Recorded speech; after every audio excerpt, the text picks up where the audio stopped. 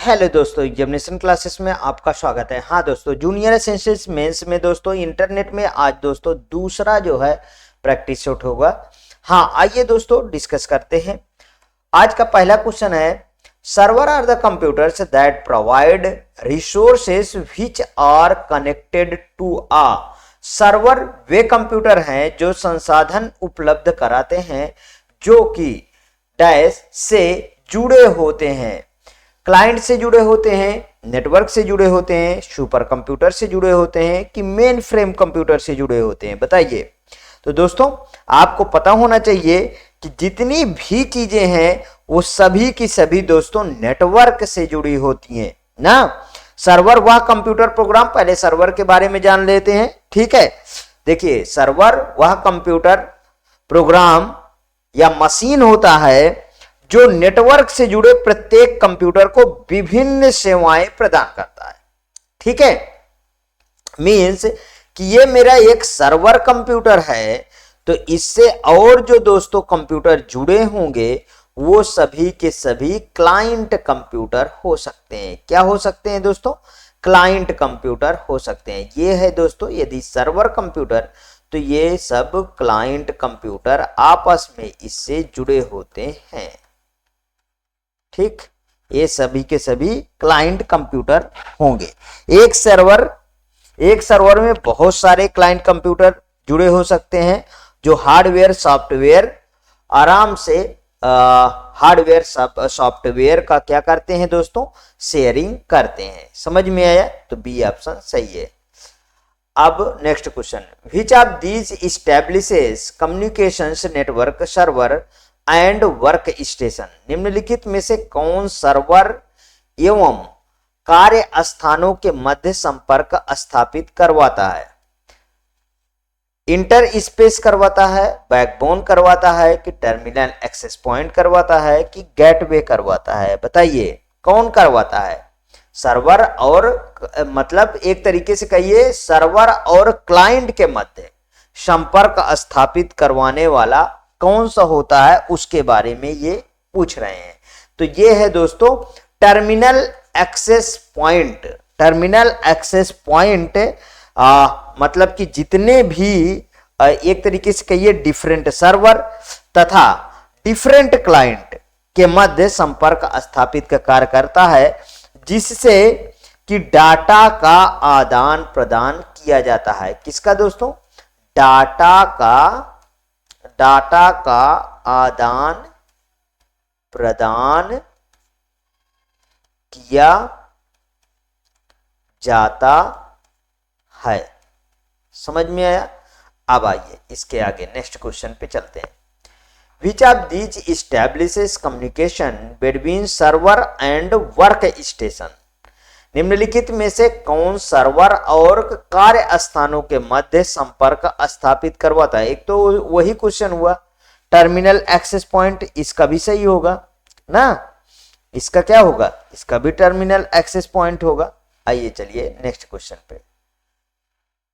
यहां पे देखिए नेक्स्ट क्वेश्चन है, which respect to TCP IP what is the full form of TFTP? TFTP तो मतलब टीसीपी आईपी के संदर्भ में टीएफटीपी का पूर्ण रूप क्या है? Trivial file transfer protocol, trigonal file transmission protocol, trivial file transfer page. देखिए यहां से ये चीज हट जाता है, ठीक है। और ट्रायंगुलर फाइल ट्रांसफर प्रोटोकॉल, तो इसका ए ऑप्शन बिल्कुल करेक्ट होगा दोस्तों। ट्रिवियल फाइल ट्रांसफर प्रोटोकॉल इसका फुल फॉर्म होता है। अब ट्रिवियल फाइल ट्रांसफर प्रोटोकॉल है क्या, इसको थोड़ा सा जान लेते हैं। देखिए इसमें दो प्रोटोकॉल, एक टीसीपी और आईपी। इसमें क्या होता है? एक टीसीपी और दूसरा आईपी। इन दोनों प्रोटोकॉल के बीच फाइलों का क्या किया जाता है? आदान प्रदान किया जाता है, जिससे हमारे आदान प्रदान करने में टीसीपी आईपी हेल्प करता है। तो टीएफटीपी सर्वर फाइल भेजने, इसमें जो टीएफटीपी की बात हो रही है, टीएफटीपी वो सर्वर फाइल भेजने तथा उसे फिर से प्राप्त करने के लिए हम क्लाइंट के कनेक्शन की क्या देते हैं, इसमें परमिशन देते हैं दोस्तों, ठीक है, ठीक, परमिशन हम देते हैं। अब टीएफटीपी का फुल फॉर्म है ट्रिवियल फाइल ट्रांसफर प्रोटोकॉल, और टीसीपीआईपी का तो जानते हैं आप, ट्रांसमिशन कंट्रोल प्रोटोकॉल और इंटरनेट प्रोटोकॉल होता है। नेक्स्ट क्वेश्चन पे मैं मूव कर रहा हूं। IMAP protocol is used in, IMAP protocol में उपयोग किया जाता है ईमेल्स में, इमेज प्रोसेसिंग में, इंक्रिप्शन में, कि फाइल ट्रांसफर में, किसमें किया जाता है IMAP का उपयोग, IMAP प्रोटोकॉल का उपयोग दोस्तों ईमेल में किया जाता है। पहली बात तो IMAP भी दोस्तों TCP/IP के ही कनेक्शन के माध्यम से ईमेल की एक तरीके से कहिए ईमेल की पुनः प्राप्ति और स्टोरेज के लिए इसका हम प्रयोग करते हैं, ठीक है। या OSI मॉडल के एप्लीकेशन लेयर पे काम करता है, या किस लेयर पे काम करता है, OSI मॉडल के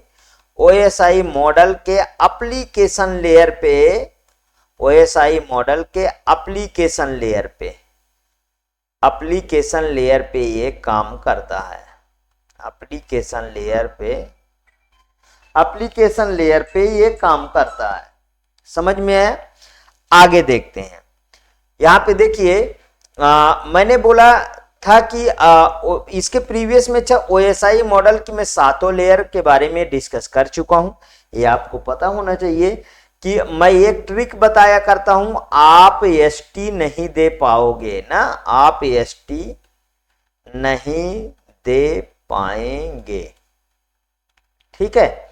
जिसमें देखिए P से फिजिकल लेयर, D से डाटा लिंक लेयर, ठीक है, N से नेटवर्क लेयर, T से ट्रांसपोर्ट लेयर, S से सेशन लेयर, और P से यहां पे प्रेजेंटेशन लेयर, और A से एप्लीकेशन लेयर। अब आपको भी याद हो गई होंगी ये 7 लेयर, ठीक है, समझ में है। तो अब देखिए इन 7 लेयर का भरपूर योगदान होता है, और इन 7 लेयर का मैंने थ्योरेटिकल पार्ट में डिस्कस कर चुका हूं, ठीक है, तभी उसके मैं अब ऑब्जेक्टिव करा रहा हूं। तो देखिए यहाँ पे एप्लीकेशन लेयर, ठीक है, ये एप्लीकेशन लेयर पे काम करता है ना। आगे देखिए नेक्स्ट क्वेश्चन।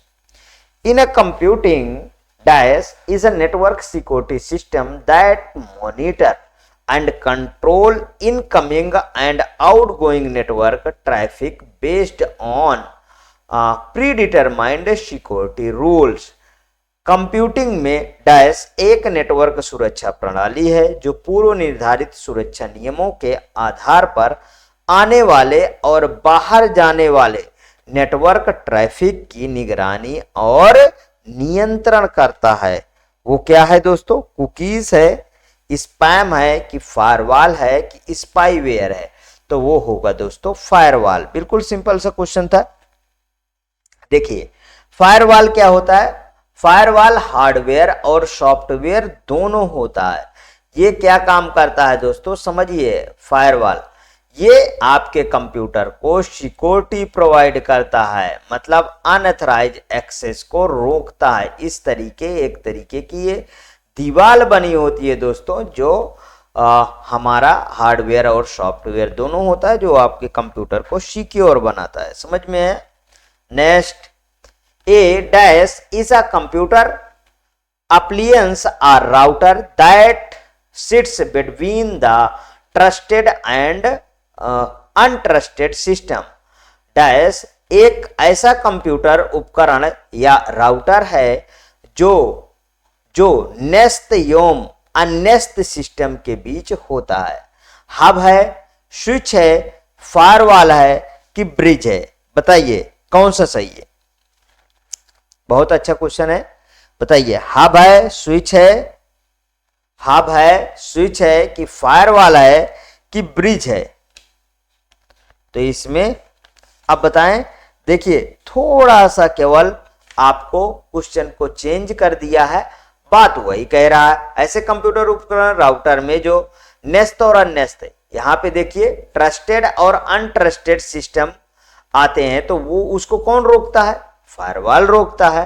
ठीक, तो नो डाउट इस तरीके क्वेश्चन में घबराना नहीं है बिल्कुल। अगला क्वेश्चन देखिए, Which of the following options correctly define a firewall in a context of computing? निम्नलिखित में से कौन सा विकल्प कंप्यूटिंग के संदर्भ में सर्वोत्तम ढंग से फायरवॉल को परिभाषित करता है? It is A hardware device, ये तो सॉफ्टवेयर भी होती है, तो ये तो कर ही नहीं रहा है।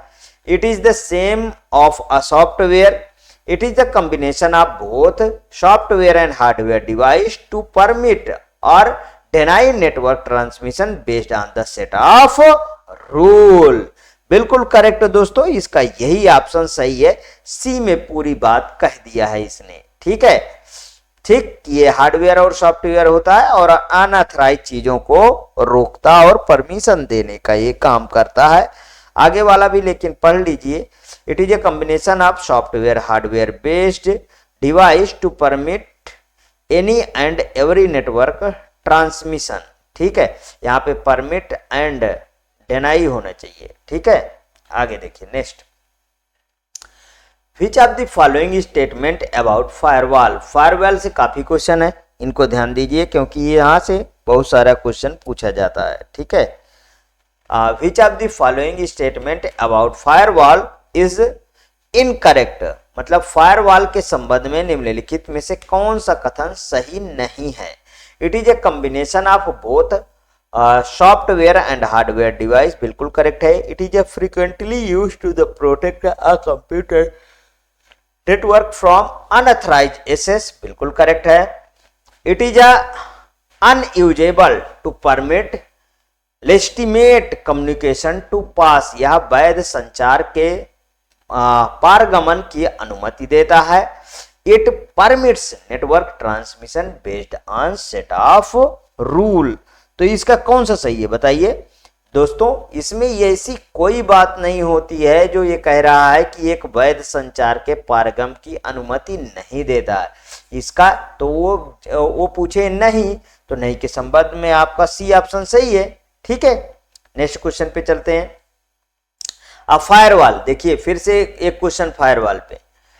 N establish network performance reference point, स्थापित नेटवर्क निष्पादन संदर्भ बिंदु, a network security systems design to isolate a private network from public network, network सुरक्षा सिस्टम जिसका डिजाइन सरकारी नेटवर्क निजी नेटवर्क का विलग करने के लिए किया जाता है। A virus that infects the microbes, विषाणु जो स्थूल अनुदेशों को संक्रमित करता है। A predefined encryption key used to encrypt and decrypt data transmission, कौन सा इसका सही होगा बताइए? कौन सा नेटवर्क इसका सही है? तो इसका बी ऑप्शन बिल्कुल दोस्तों सही है कि यह नेटवर्क सिक्योरिटी सिस्टम है design to isolate private network from a public network, network सुरक्षा सिस्टम जिसका डिजाइन सरकारी नेटवर्क निजी नेटवर्क को विलग करने के लिए किया जाता है। तो बी ऑप्शन इसका बिल्कुल करेक्ट होगा दोस्तों। Next question, a layer of the TCP IP protocol, देखिए टीसीपी/आईपी प्रोटोकॉल की लेयर कौन सी है? Transport layer and network layer, application layer, data link layer, transport layer and network layer, data link layer and network layer की application layer, data link layer, transport layer, network layer and hardware layer. दोस्तों अब मैं बता दूं कि ये question आपको मैं डेफिनेटली जो है थ्योरेटिकल पार्ट में कवर कर चुका हूं, तो इसमें आपको कोई दिक्कत नहीं होनी चाहिए। ये दोस्तों application layer, data link layer, transport layer, network layer and hardware layer, इन सब में टीसीपी/आईपी इन्वॉल्व रहता है। ठीक है, समझ में आया? और देखिए टीसीपी/आईपी लेयर में हमने क्या पढ़ा? हमने इसके प्रीवियस में पढ़ा था कि टीसीपी/आईपी लेयर की बात करें तो उसमें 4 आ जाते हैं, 4 लेयरिंग होती हैं ना, और वैसे कितनी 7 लेयरिंग होती हैं। ठीक है, समझ में आया? वैसे कितनी 7 लेयरिंग होती हैं, उनको आप थ्योरेटिकल पार्ट में चले जाइए, वहां से आपको सब कुछ दोस्तों क्लियर हो जाएगा कि कौन किस में होता है। फिलहाल मैं यहाँ पे बता देता हूं। देखिए जैसे हम TCP/IP की बात करें तो एक तरीके से TCP/IP दोनों लेयर का एक तरीके से कंबाइंड रूप, जिसे हम सूट कहते थे ना, ठीक है। ऊपर से अगर हम बात करें तो ऊपर से लेयर का नाम में application layer, transport layer, network layer और network interface layer, hardware layer, ये सब दोस्तों TCP/IP को डिफाइन करता है, ठीक है। समझ में आया? तो चलिए आइए थोड़ा सा इसको डिस्कस कर लेते हैं, क्योंकि ये अच्छा क्वेश्चन है। देखिए हम एप्लीकेशन लेयर की बात करें, एप्लीकेशन लेयर TCP/IP को डिस्कस करेगा, ठीक है। एप्लीकेशन लेयर, एप्लीकेशन में एक तरफ आप प्रोटोकॉल लिख लीजिए, प्रोटोकॉल लिख लीजिए और दूसरी तरफ आप लेयर लिख लीजिए, ठीक है। देखिए एप्लीकेशन में एप्लीकेशन लेयर,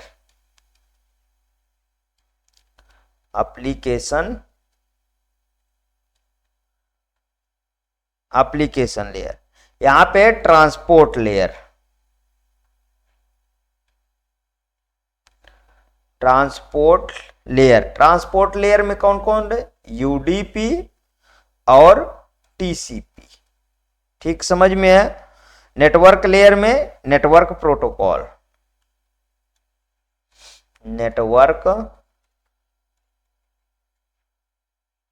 नेटवर्क लेयर में नेटवर्क मतलब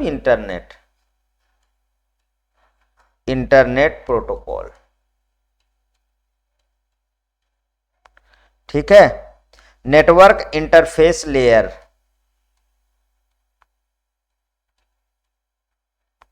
नेटवर्क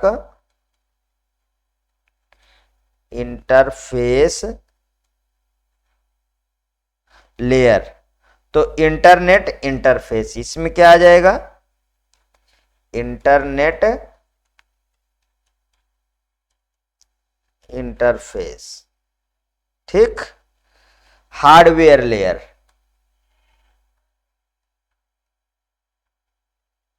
हार्डवेयर लेयर में कौन आ जाएगा? हार्डवेयर लेयर में फिजिकल लेयर,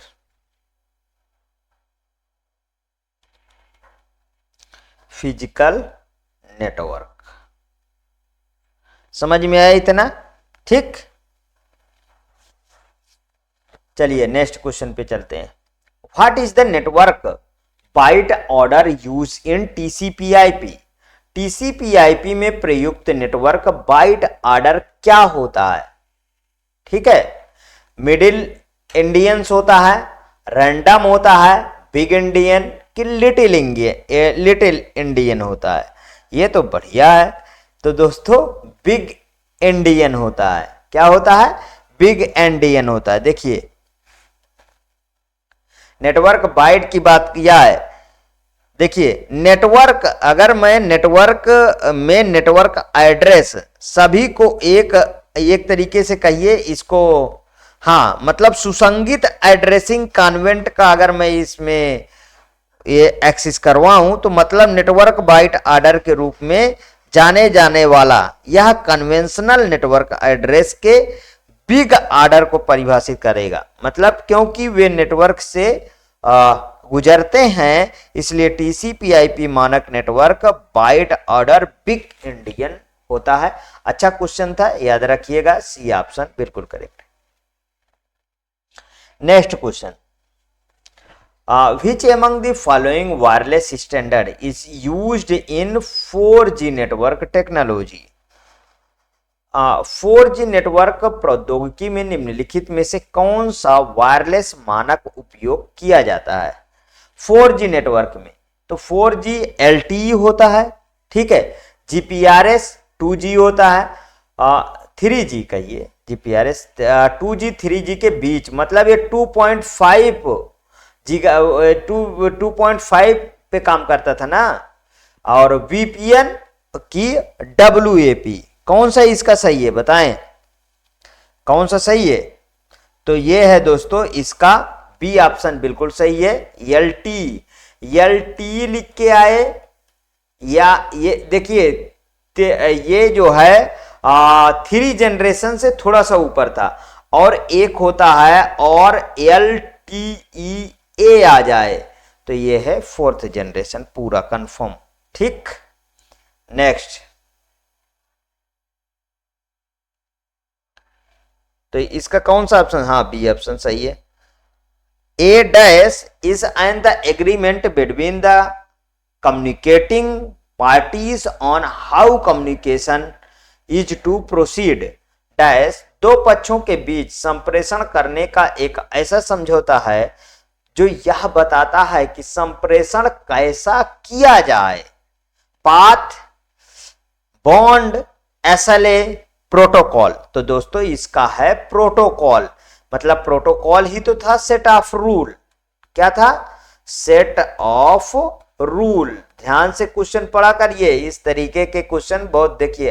अ प्रोटोकॉल, अब मिलाइए, a protocol is an agreement between the communication parties on how communication is to proceed, मतलब कि सेट ऑफ रूल है, किस रूल के तहत हम इसको आगे बढ़ाएं, वो सब दोस्तों प्रोटोकॉल के अंतर्गत ही आएगा, इसलिए इसका डी ऑप्शन बिल्कुल करेक्ट है। Next question, which of the following is not a component of a computer network? निम्नलिखित में से कौन सा कंप्यूटर नेटवर्क का एक घटक नहीं है? NIC, router, switch, USB. कौन सा नहीं है बताइए, कौन सा इसमें नहीं है? तो इसमें दोस्तों यूएसबी नहीं आएगा ना, एनआईसी तो आएगा। इसका फुल फॉर्म लिख लीजिए, network interface card, interface card NIC. Router switch तो आएंगे ही, तो मतलब ये, और इसका है यूनिवर्सल सीरियल बस। ठीक है, ठीक, यूएसबी इसमें नहीं आएगा। देखिए ये भी नेटवर्क, इसमें ये नेटवर्क डिवाइस है, ये भी नेटवर्क डिवाइस है, ये भी नेटवर्क डिवाइस है, ये भी नेटवर्क डिवाइस है। ठीक है, ये भी नेटवर्क, और एनआईसी है ये नेटवर्क डिवाइस। ठीक, समझ में आया? और ये यूएसबी इसमें नहीं आएगा। Next, which of the following is responsible for reassembling received packet at recipient computer? निम्नलिखित में से कौन प्राप्तकर्ता कंप्यूटर में प्राप्त पैकेट को पुनः संयोजित करने के लिए जिम्मेदार होता है? IP, TCP, TCP and IP both, neither TCP and nor IP. बताइए कौन सा सही है, इसमें कौन सा आपके अकॉर्डिंग सही है? तो इसमें टीसीपी ना दोस्तों। देखिए निम्नलिखित में से कौन प्राप्तकर्ता कंप्यूटर में प्राप्त पैकेट के पुनः संयोजन के लिए जिम्मेदार होता है? तो वो है transmission control protocol, transmission control protocol. ठीक, टीसीपी। नेक्स्ट क्वेश्चन पे चलते हैं। Dash is a communication protocol for electronic mail transmission. Electronic mail प्रेषण के लिए एक संचार प्रोटोकॉल है। एफटीपी है कि मेल टीपी है कि ईएमटीपी है कि एसएमटीपी है? बताइए कौन सा इसका सही है? तो दोस्तों वो मेल के लिए कौन सा है? एसएमटीपी है ना, इलेक्ट्रॉनिक मेल के लिए, simple mail transfer protocol, simple mail transfer protocol. ठीक, एसएमटीपी का बिल्कुल करेक्ट आंसर आएगा। Next question, which of the following denotes the interconnection of a set of device capable of communication? निम्नलिखित में से कौन सा संचार में सक्षम डिवाइसों के सेट का इंटरकनेक्शन है? नेटवर्क है, चैनल है, मीडियम है कि बस है?